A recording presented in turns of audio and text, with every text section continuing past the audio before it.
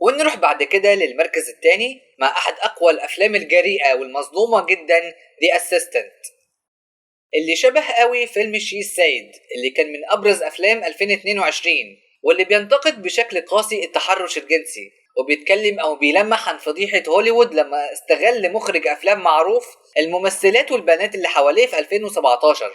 في الفيلم ده اتكلموا عن الموضوع بشكل صريح، بس مش عن نفس الواقعة المشهورة.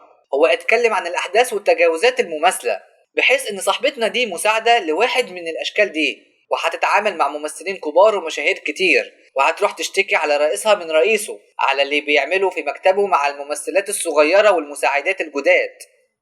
هو فيلم ملوش قصة معينة، لأن أحداث الفيلم في يوم واحد مع صاحبتنا. هتشوف فيه الدنيا جوه الشركات المنتجة للأفلام عاملة إزاي، وإزاي التعامل ما بين الناس اللي هناك سواء موظفين أو مشاهير والكلام ده. وهتشوف صاحبتنا دي حياتها ماشية إزاي، وإنها غلبانة قوي وملهاش في الدنيا اللي حاصلة دي، العالم القذر اللي الكبار فيه بيستغلوا مناصبهم والجو ده. وغالبا الفيلم ده اللي ادى الضوء الاخضر لافلام زي شي سيد انه يظهر، بحيث غالبا مفيش افلام بتتكلم عن حاجات زي كده، لانه في تعتيم رهيب من هوليوود على اللي حصل. والفيلم ده اللي جرأ الكل يتكلم عن التجاوزات والاستغلال ده.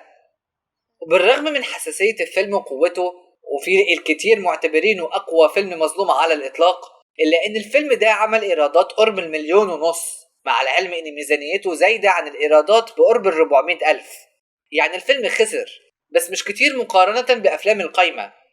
ده غير إنه أكتر فيلم إيجابي من ناحية التقييمات في القايمة، بحيث عمل 92% على روتن توميتو، وأعلى من 80% في معظم المواقع، وفاز ب5 جوائز وترشح ل24 جايزة تانية. وغالبا سبب فشله يرجع لأنه تحدى هوليوود وفضح البلاوي اللي فيها بعد ما اتنست خلاص، وده بيأكده تقييمات وآراء النقاد. فتفسير الوحيد إنه اتحارب. ولا انتوا ايه رأيكم؟